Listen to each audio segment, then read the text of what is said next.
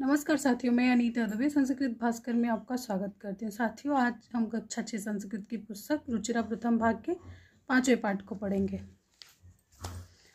पंचम पाठ में वृक्षा नामक कविता है और इसके कवि हैं डॉक्टर हर्षदेव माधव। तो आइए पाठ की शुरुआत करते हैं। वने वने निवसन्तो वृक्षा, वनम वनम रचयन्ति वृक्षा। अर्थात वने वने इसका अर्थ है प्रत्येक वन में, निवसन्तो निवास करते हैं वृक्ष जो है प्रत्येक वन में निवास करते हुए, वनम वनम रचयन्ति वृक्षा प्रत्येक वन की रचना करते हैं। वृक्ष जो है प्रत्येक वन में निवास करते हुए प्रत्येक वन की रचना करते हैं। प्रत्येक वन को, वन वृक्षों से ही तो बनता है, तो प्रत्येक वन की रचना करते हैं। शाखा दोलासिना विहिगा तैः किमपि कुंजन्ति वृक्षा। शाखा, इसमें 3 पद हैं, शाखा, दोला और आसीना। दोला और आसीना ये दीर्घ संधि होकर दोलासीना बन गया। शाखा दोलासीना विहिगा, अर्थात शाखा रूपी वृक्ष जो है, वृक्षों की शाखा रूपी झूले पर, दोला का अर्थ है झूला, वृक्षों के शाखा रूपी झूला पर विहिगा पक्षीगण आसीना बैठकर, पेड़ों की शाखा रूपी झूलों पर पक्षीगण होते हैं, बैठकर कुंजन करते हैं। तैः किमपि कुंजन्ति वृक्षा, मतलब कुंजन करते हैं, पक्षीगण बैठते हैं और बैठकर क्या करते हैं, कुंजन करते हैं। तो तैः अर्थात विहिगा के लिए आया है। तो पक्षियों के द्वारा जो कुंजन होता है, उसी प्रकार वृक्ष भी क्या करते हैं, ऐसा प्रतीत होता है कि वृक्ष भी कुंजन करते हैं। पेड़ों की शाखा रूपी झूलों पर पक्षी बैठे हुए हैं और पक्षियों के द्वारा कुंजन करने पर वृक्ष भी कुछ कुंजन सा करते हैं। वृक्ष भी क्या करते हैं, कुछ कुंजन सा करते हैं। पिबन्ति पवनम जलम संततम साधु जना इव शर्वे वृक्षा। संततम ये अव्यय शब्द है, संततम इसका अर्थ है लगातार। लगातार वृक्ष हैं जो, वो लगातार क्या करते हैं, जल और पवन को पीते हैं। पर लगातार किसके समान, मतलब हमेशा वही करते हैं। ऐसा नहीं है कि कुछ वो और खाते हैं, कुछ और पीते हैं, वो हमेशा जल और हवा को ही ग्रहण करते हैं। जैसे इव साधु जना, साधुओं के समान, सर्वे वृक्षा सभी वृक्ष साधुओं के समान लगातार जल और हवा को पीते हैं। स्पृशन्ति पादै पातालम च नभः शीर्षशु वहन्ति वृक्षा। वृक्ष जो है वो पादई पैरों से पैरों से पाताल को स्पर्श करते हैं। अर्थात वृक्ष की जो जड़ें हैं वो जड़ें पाताल में ही तो जाती, नीचे जाती हैं, तो वो क्या है, उसके लिए कहा गया है कि स्पृशन्ति वृक्षा स्पृशन्ति पादै पातालम च, अर्थात वृक्ष जो है अपने पैरों से पाताल को स्पर्श करते हैं। नभः शीर्षशु वहन्ति वृक्षा, और वृक्ष जो है वो अपने सिर, मतलब सिरों पर, सिरों पर नभई आकाश को वहन करते हैं, अर्थात धारण करते हैं, अर्थात ढोते हैं। पयोदर्पणे स्वप्रतिबिंबम कौतुकेन पश्यन्ति वृक्षा। पयोदर्पणे स्वप्रतिबिंबम, मतलब पय जल जो है, जल रूपी दर्पण में, पयोदर्पणे जल रूपी दर्पण में स्वयं के प्रतिबिंब को वृक्ष जो है वो पयो जल रूपी दर्पण में स्वयं के प्रतिबिंब को कौतुकेन आश्चर्य से, कौतुकेन ये तृतीया विभक्ति का शब्द है, कौतुकेन आश्चर्य के द्वारा अपने को, स्वयं के प्रतिबिंब को, स्वयं की छाया को पश्यन्ति देखते हैं। प्रसारेष्व छाया संतरेण कुर्वन्ति सत्कारम वृक्षा। प्रसारे का अर्थ है फैलाकर, पसार कर, स्वछाया संतरेणम, स्वयं की छाया जो है, स्वयं की छाया से, संतरेणम, संतरेणम का अर्थ है बिस्तर, बिस्तर बिछौना। तो बिस्तर, पेड़ अपनी छाया रूपी बिस्तर को, वृक्ष जो है स्वयं की छाया रूपी बिस्तर को फैलाकर, कुर्वन्ति सत्कारम, लोगों का यानी अतिथियों को, जो उसके पास आता है, जो उसके नीचे बैठता है, उसका सत्कार करते हैं। सत्कारम कुर्वन्ति, सत्कार करते हैं। पेड़ अपनी छाया रूपी बिस्तर को फैलाकर सबका आदर सत्कार करते हैं। ठीक है दोस्तों, तो अभी हम अब शब्दार्थ को देखते हैं।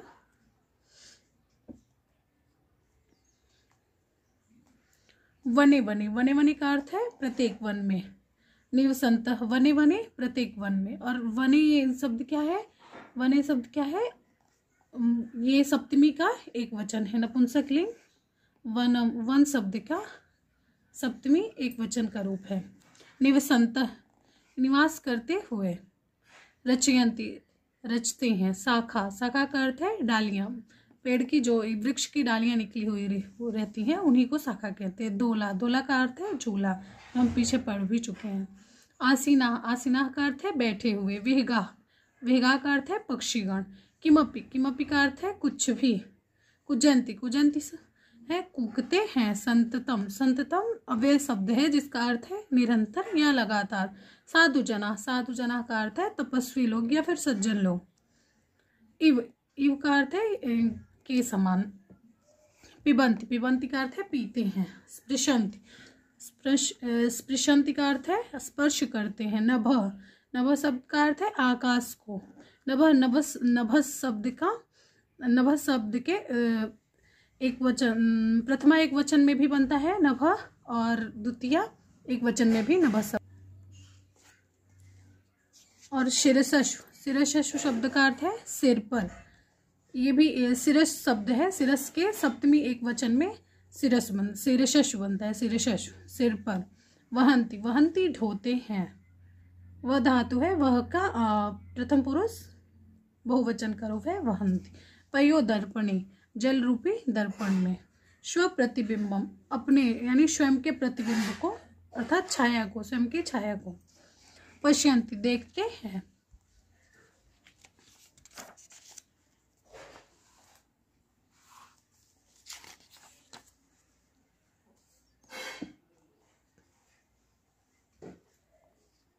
पश्यन्ति, देखते हैं। हम आगे के पेज को पढ़ते हैं।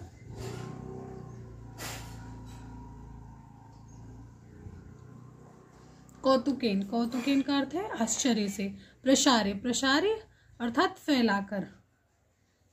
स्वछाया संतरण यानी स्वयं की अपनी छाया रूपी बिस्तर को, बिस्तरे को। संतरेण, संतरेण का अर्थ है बिस्तर को, बिस्तर, बिस्तर। संतरेणम यानी द्वितीय विभक्ति के एक वचन का रूप है, इसलिए क्या हो गया, बिस्तर को। सत्कारम, आदर, आदर सत्कार। अब हम अभ्यास को देखते हैं।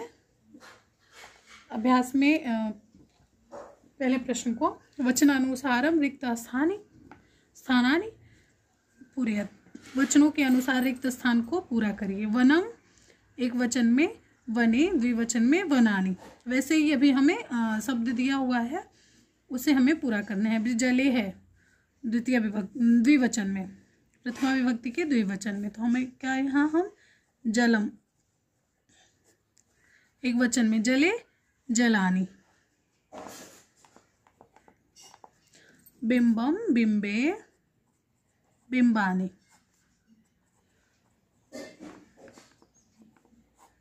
ऐसे ही वृक्षम वृक्षो वृक्षान। अब क्या होगा, पवन शब्द होगा। पवनम पवनो पवनान। अब क्या है, ये जन शब्द है, जनम जनो जनान, जनान। अब दूसरे प्रश्न को देखते हैं। दूसरे प्रश्न में क्या पूछ रहा है, कोष्ठकेषु प्रदत्त शब्देषु उपर्युक्त विभक्तम विभक्तिम योजित्वा रिक्त स्थानानि पूरयेत्। कोष्ठकेषु अर्थात कोष्ठक में प्रदत्त शब्देषु दिए गए शब्द में उपयुक्त विभक्तियों को संयोजित यानी उपयुक्त विभक्तियों को योजित संयोजित कर रिक्त स्थान को भरिए। अहम रोटिकाम खादामि, तो यहाँ एक हमें दे दिया गया है यथा करके, तो अहम मैं रोटिकाम खादामि, मैं रोटी, तो यहाँ क्या है, ये कर्म शब्द से हमारा परिचय किया गया है। तो रोटिकाम, रोटी को खाता हूँ या फिर खाती हूँ। तुम क्या करते हो, जल को पीते हो, तो क्या है, ये भी कर्म ही है। तो जलम पिबसि, तुम जल को पीते हो। छात्र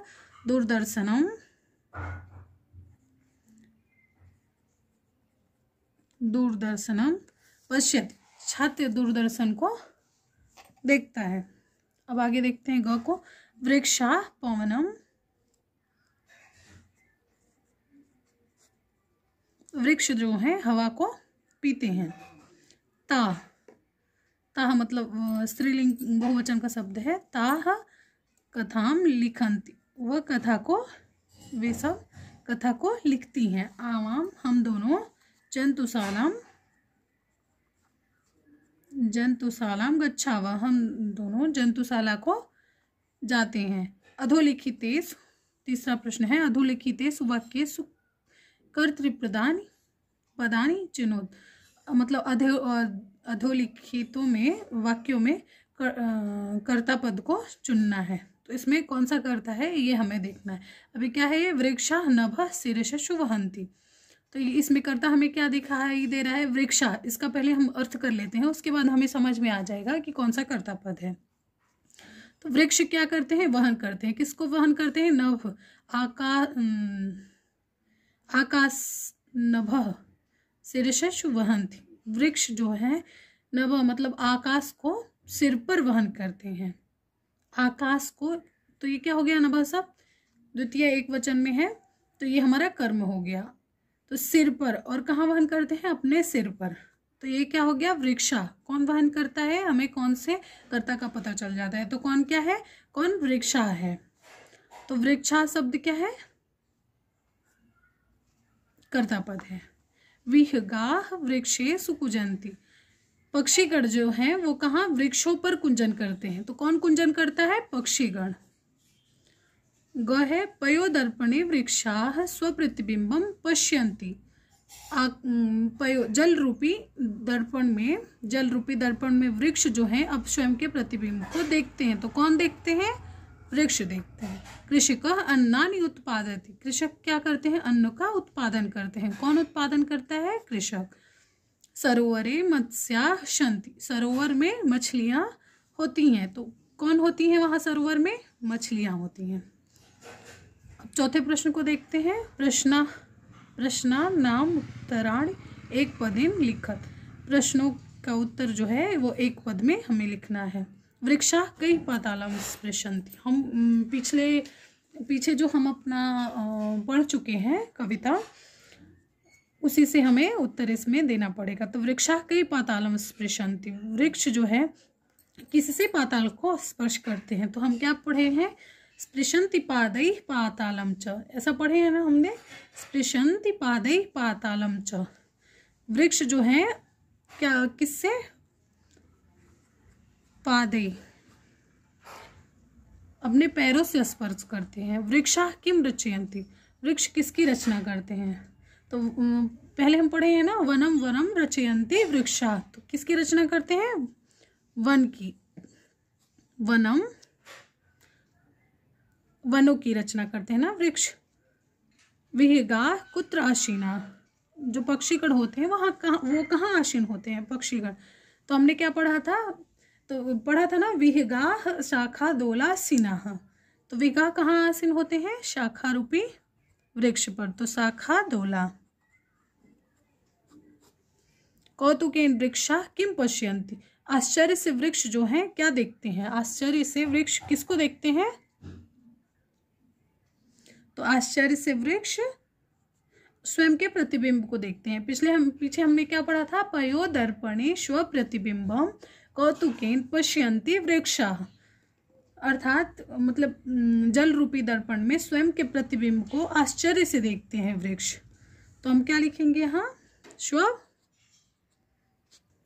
किम, किम है ना यहाँ, तो क्या उत्तर होगा, स्व प्रतिबिंबम।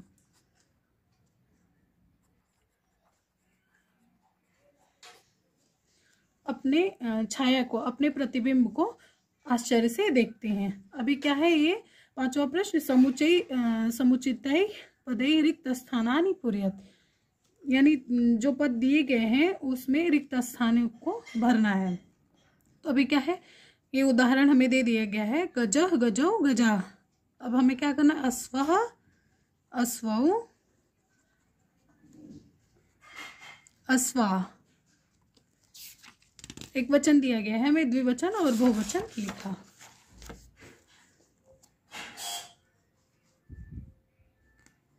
अब द्वितीय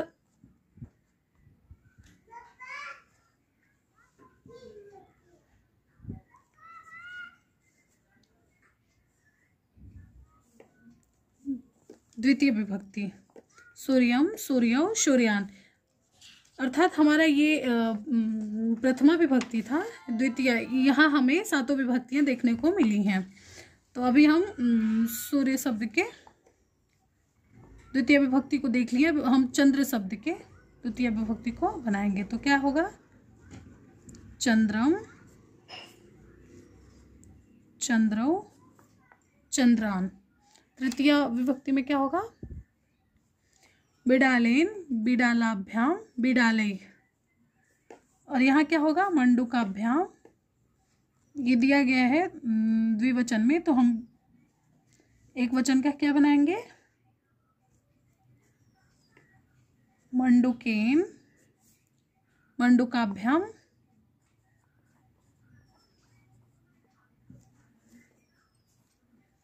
मंडूकै। सर्पाय सर्पाभ्याम सर्पेभ्यः। अब क्या बनाएंगे हम, वनराभ्याम है ना, वानराभ्याम, तो हम क्या, वानराय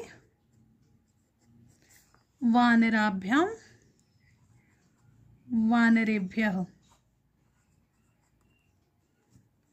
मोदकात्,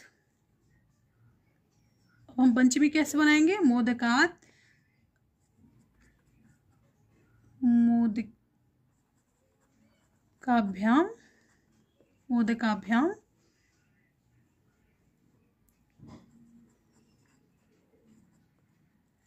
मोदकेभ्यः।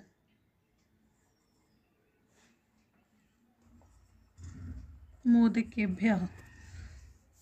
और ये क्या है, वृक्ष का, वृक्ष का रूप है, तो हम क्या बनेंगे, वृक्षात्, पंचमी एक वचन में, द्विवचन में वृक्षाभ्याम,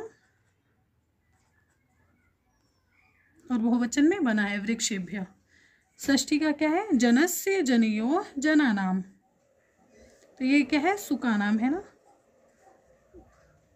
सुकस्य एक वचन में, द्विवचन में शुकयो, बहुवचन में शुकानाम। सप्तमी एक वचन में शिक्षके है, द्विवचन में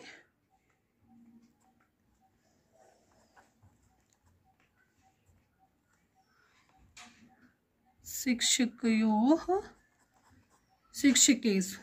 मयूर का है, तो सप्तमी मयूरे मयूरयोः मयूरेषु। संबोधन, हे बालक, हे बालको, हे बालका, हे नर्तक नर्तकौ, द्विवचन में नर्तका, बहुवचन में। अभी हम जो ये बनाए हैं शब्दों को, ये क्या है, सिर्फ अकारांत पुल्लिंग का शब्द है। बस यही है कि अलग अलग शब्द हमें दे दिए गए थे, जिससे हमें सबसे पहले हम गज शब्द के साथ, तो गज का रूप भी ऐसे ही चलेगा जैसे हम पढ़ लेते हैं गज का एक बार, गज गजौ गजा, गज ये प्रथमा है। अब हम द्वितीय में पढ़ेंगे, गजं गजो गजान, गजेन गजाभ्यां गजै, गजाय गजाभ्यां गजेभ्य, गजात गजाभ्यां गजेभ्य, गजस्य गजयो गजानां, गजे गजयो गजेषु, हे गज हे गजो हे गजा। अब छठवें प्रश्न को देखते हैं हम। भिन्न प्रकृतिकम पदम चिन्होत, चिन्होत मतलब भिन्न प्राकृतिक पदों को चुनिए, यानी जो ये पद दिए गए हैं इसमें से भिन्न पद को चुनना है। तो देखते हैं, गंगा, लता, यमुना और नर्मदा, इसमें से हमें भिन्न प्रकृति के कौन पद देखने को मिलते हैं? जैसे गंगा, यमुना और नर्मदा, ये हमें तीनों नदियां देखने को मिलती है। लता शब्द ऐसा है जो कि हमें भिन्न प्रकृति का देखने को मिलता है। वैसे उद्यानम, कुसुमम, फलम और चित्रम, तो उद्यान में कुसुम और मतलब ये तीनों एक प्रकृति के हमें देखते हैं। उद्यानम, कुसुमम, फलम, पर चित्रम जो है ये भिन्न प्रकृति का है, चित्रम। अब ग में लेखनी, तुलिका, चटका और पाठशाला, इसमें हमें क्या अलग देखने को मिलता है? लेखनी, तुलिका, तुलिका का अर्थ भी लेखनी से ही, लेखनी ही है एक प्रकार की, जो ब्रश होता है पेंटिंग वाला, उसी को तुलिका कहते हैं। चटका जो है इसका अर्थ है चिड़िया। तो लेखनी, तुलिका और पाठशाला एक प्रकृति के हो गए और चटका शब्द अलग भिन्न प्रकृति के हो गए, तो यहाँ चटका उत्तर होगा। आम्रम, कदली फलम, मोदकम और नारंगम, तो आम्रम, कदली फलम और नारंगम ये हमें फल के नाम देखने को मिलते हैं। और मोदकम ये क्या है? ये एक मिठाई है। तो ये क्या है? भिन्न प्रकृति का शब्द है। ठीक है दोस्तों, तो अभी हमारा 5वां पाठ जो है वो समाप्त हुआ। तो मिलते हैं अगले वीडियो में। अगर हमारी ये वीडियो आपको अच्छी लगे तो प्लीज़ लाइक और सब्सक्राइब करें। नमस्कार दोस्तों।